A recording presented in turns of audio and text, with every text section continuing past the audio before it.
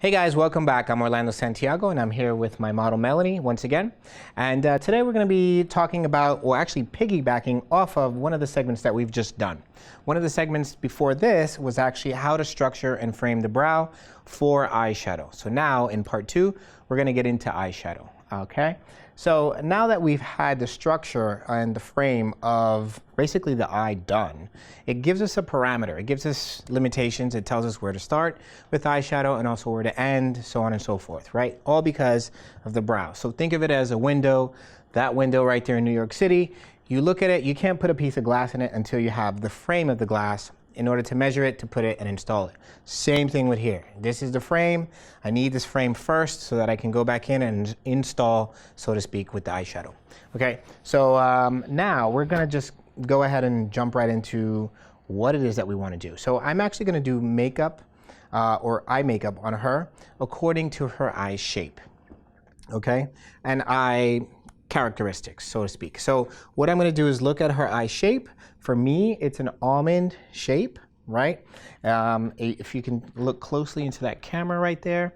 Okay, it's an almond shape, and it basically says I have enough space to do something, but depends on what it is. So I can't go really over exaggerated, but I can see a crease.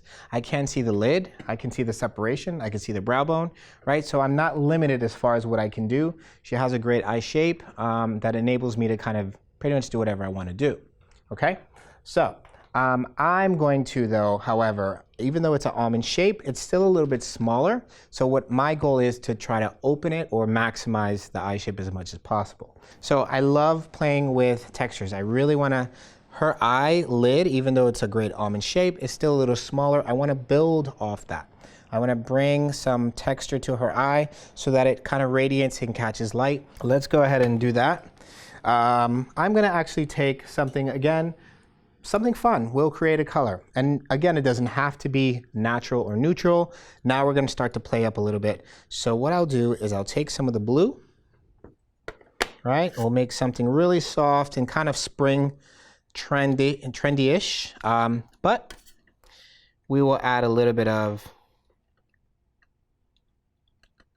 some products into it to kind of make it fun. So what I'm doing is I'm adding a little bit of gold of a shimmer texture into the baby blue, right? So that's creating a really soft and metallic. See that? It has somewhat of a fish scale texture.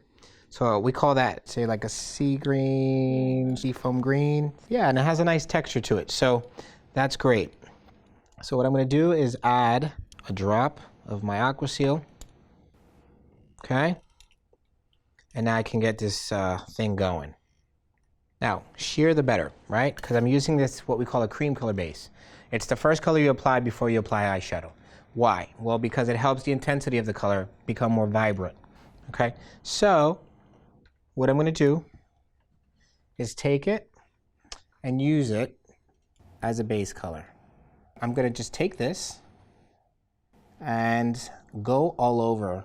And look, I made this, okay? This wasn't made for me, right? So I'm taking this color.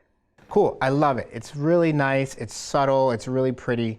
Has a nice texture to it, so it has a metallic texture because of the gold.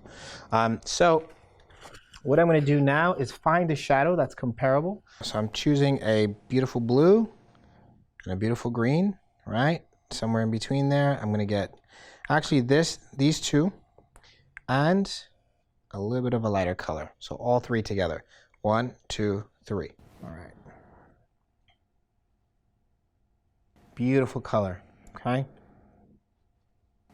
So again, she has an almond shape. So with the almond shape, I can just do a beautiful color on the lid. Really play that up. Let's grab those same colors again. Green, little blue to make the seafoam green. And then we're adding that kind of neutral champagne color. Now, the reason why it's also grabbing onto the eye is also because there's a tacky texture that was left there from me mixing those creams together. So now, naturally, the eyeshadow, because it's powdered, it's gonna grab onto it. So not only does it build intensity, because you're adding a lot of the same color back over it in another form, meaning powder over cream, However, the color is going to be more radiant and it's going to last longer. Can you guys see that? Okay, it's really good. It's really important that you understand that. So I love the fact that it just really is popping right now. I can see that it's, even though it has a beautiful color and it's very bright, but it's also very symmetrical. So what I'm going to do is switch to a darker color. So now what I'm doing here is I'm grabbing my brown and a little bit of gold. And I'm going to throw in, just for kicks, I'm going to throw in a little bit of a red, so like somewhat orange because of the gold, so it's a little bit of a warmer brown. Let's throw some orange in there. Now, why would you think that I'm actually applying a little bit of an orange to the bottom? Well, because if you know your color theory, once again, you'll see that this darker and warmer orange against the blue, they pop each other out, right? The orange and the blue are the factors here. So I'm using a little color theory on top of the technique to create something dramatic but still beautiful at the same time, right? Harmonious. Look up. So now I'm going to the bottom. One thing is, don't worry about the bottom here because we haven't done any neutralization, we haven't done any concealing, we haven't done any of that. Go ahead, get your products on there and do what you have to do with the eye. If it smudges a little bit or if it does something you don't want it to do, that's okay. Okay?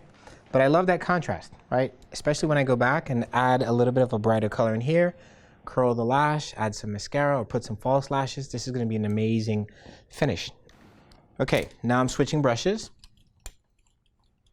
And I'm going to go back and diffuse that area, okay? So it's also really important that you understand the power of your brushes. So it's like having a Ferrari with no wheels. Pointless, no matter how much you show it off, right? So what I'm doing here is I'm grabbing my pencil brush and look up. And I'm just going to diffuse this area right in here.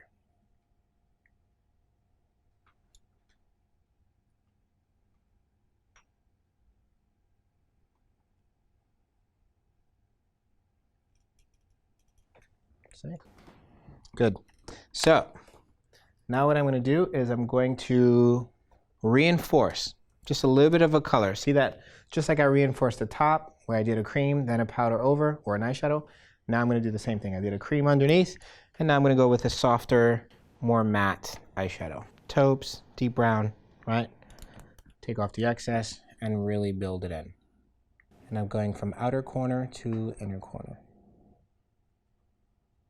Now, when you do a drop shadow, what is a drop shadow, right? Drop shadow is basically when you're applying shadow underneath, not inside, but right underneath the lash line of the bottom eye. And usually when you apply that, then you're going back in with something lighter in the inner eye, right? And that is only to create the illusion of an eye that's slightly bigger, okay? And you want to do it as subtle as possible. You don't want to go crazy. We're going to go back and do what we call some erasing. Because the focus is right now on the brows and on the eye area, I'm not going to go back too much and spend too much time with neutralization. I'm just going to go conceal. And what I do is I use it as an eraser. So what I'll do is I'll take this and I'll kind of match as to which ones I think would be more or less her color. Let's see. So what I'll do is I will go and just go right underneath. Now, if you have the right makeup product, you should be able to just go over and conceal. Usually, the problem is that you don't want to look or feel made up. But if you also know how to go back and diffuse it, then you don't have to worry about it looking cakey, right? Because you've chosen a formula that is nice, works with the skin. In this case, I have. So what I'm going to do is go back and polish it up. Taking a wider brush and blending, right? Or you can also take a brush that has no product on it, right? Nothing on it, and blend it all out. So something like this. So in essence, you're merging the two blended pieces together, right? You're blending the eyeshadow, but also diffusing the concealer. So if you can see that, it becomes nice and bright, beautiful texture, right? Nice and neutralized, or I'm sorry, concealed, but I've maintained my eyeshadow. You can see even from afar, looks great, right? You can see the actual symmetry of the shadow. You can see the texture, you can see the warmth, but also you can see the teal and the blue.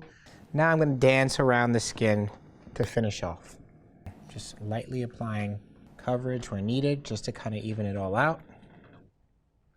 Now her skin is much more even,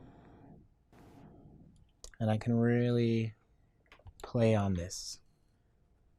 Now that her canvas, which is her skin, right? Everything around the eye area, everything looks clean, purposely done. I'm gonna go ahead and powder just a bit. What I wanna do is I wanna powder out underneath her eye area, because I'm gonna go back in and once again, brighten it up. So take a translucent powder. I love the cat powder because it's very translucent.